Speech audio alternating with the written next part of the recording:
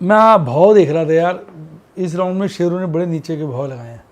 मैं तो बीच बीच में ख़रीदता रहता हूँ शेयर, जो मुझे ठीक लगता है, क्योंकि बाद में बड़ा अफसोस होता है।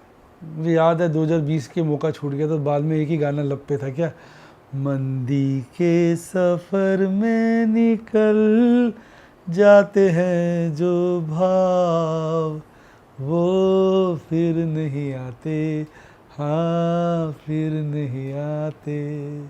मार्केट धोखा है, इसमें आता है मौका, पर डर के चक्कर में वो छूट जाता है, और हम बाद में हाथ मलते रहते, क्या करें समय पर लगाते नहीं है मौके पे चौका, फिर रोते ही रहते, हाँ रोते ही रहते।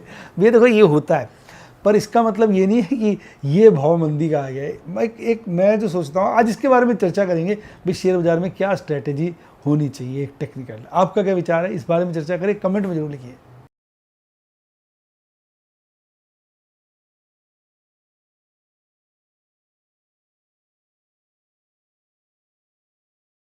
शेयर बाजार में एश्योर्ड या गारंटीड प्रॉफिट की उम्मीद नहीं रखनी चाहिए, या कभी भी किसी भी वक्त कोई भी अनएक्सपेक्टेड इवेंट की वजह से बहुत बड़ा घाटा हो सकता है, जिसके चलते आदमी की सारी पूंजी तबाह हो सकती है और वो फेल भी हो सकता है। शेयर बाजार बहुत ही खतरनाक जगह है, यहाँ एक भूल ही फाइनेंशियल तबाही के लिए काफी है। मैं केवल एजुकेशनल वीडियोस ही बनाता हूं, मैं कोई बाय सेल रिकमेंडेशन नहीं देता हूं। चर्चा किए गए स्टॉक उदाहरण के लिए हैं और खरीदने या बेचने की कोई रिकमेंडेशन नहीं है। मेरा यह मानना है कि शेयर बाजार में निवेश किसी के कहने पर नहीं करना चाहिए, बल्कि अपने रिस्क एपेटाइट और जानकारी के हिसाब से करना चाहिए। सदा याद रखें, जिसने ली टिप उसकी हुई डिप। शेयर बाजार में निवेश जोखिमों के अधीन है। निवेश करने से पहले सभी संबंधित दस्तावेजों को ध्यान से पढ़ें। हाय गाइस, आपका स्वागत है आपके अपने show MKJ talks for investment इन हिंदी में। कैसे हैं आप भाई? देखो, शेयर बाजार में ये तो पक्की बात है, दौर आता है, ये बड़ा फेमस है। जब समय अच्छा होता है तो भाव अच्छे नहीं होते, और जब भाव अच्छे होते तो समय अच्छा नहीं होता। मतलब समझ रहे इसको? मतलब जब सब कुछ अच्छा होगा तो फिर सस्ते थोड़ी थे शेयर, बहुत महंगे हो जाते हैं।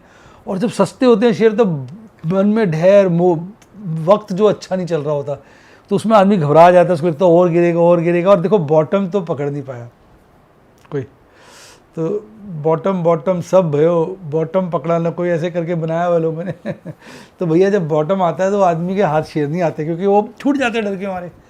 अभी मैं देख रहा था पीछे, शेयर जब बॉटम बना था, वो जब नीचे के लेवल पे आया था, बड़े अच्छे शेयर बड़े सस्ते रेट पे आ गए, तो वो निकल गए मौके।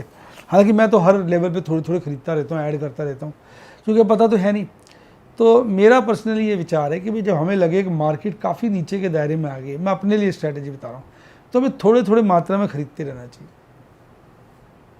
क्योंकि फिर बाद में ना अफसोस पड़ा रहता है कि हमने यार वो शेयर नहीं खरीदा। चाहे भले थोड़े ही खरीदते रहना चाहिए, ऐसा मेरा विचार है। बाकी आप अपनी स्ट्रैटेजी अपने हिसाब से बनाइए। मैं ये नहीं कहूँगा कि आज का वक्त है जो बॉटम है, वो बॉटम तो क्या है, पीछे तो मार्केट चली गई थी 22,200 तक, अब तो काफ़ी ऊँची है मार्केट 23,600 के मुकाबले में। पर शेयर वाइज कई शेयर नीचे आ जाते हैं, तो अपने हिसाब से, अपने रिस्क एपेटाइट, अपने फाइनेंस के हिसाब से, अपने डर के हिसाब से, अपने ग्रीड के हिसाब से, आदमी को वक्त पे थोड़े शेयर बुरे वक्त में लेते रहना चाहिए। मेरा ये विचार है। बाकी आपका क्या विचार है, बताइए। आज बाज़ार में ना बड़ा अजीब सा दौर चल रहा है। इस वक्त मैं देख रहा हूँ कि ऑलमोस्ट सारे फैक्टर्स ना नेगेटिव हैं। जैसे मैं बताऊँ, हमारे देश में तेल बढ़ गया, हमारे देश में लॉकडाउन तो नहीं कहूँगा, लॉकडाउन जैसा कह लो, या कह लो माइल्ड लॉकडाउन, और थोड़ा आपको लगता है ज़्यादा है, सेमी लॉकडाउन कह लो। क्योंकि मैं पढ़ रहा था, बहुत सारे स्टेट गवर्नमेंट ने भी कहा है वर्क फ्रॉम होम करो, स्कूल्स फ्रॉम होम चलाओ, वर्चुअल मीटिंग्स करो, आना जाना कम करो, पेट्रोल का खर्चा कम करो, सोना मत खरीदो, सोने की ड्यूटी बढ़ गई है। तो फैक्टर्स देखो सारे नेगेटिव है। याद है जब इलेक्शन का रिजल्ट आया था, जब हमारी बंगाल में सरकार बदल गई थी, तब सारे फैक्टर्स पॉजिटिव थे, तब बाज़ार नहीं इतना चला था। और मैंने आपको कहा था कि बाज़ार चलेगा ज़रूर, वो बाद में चला।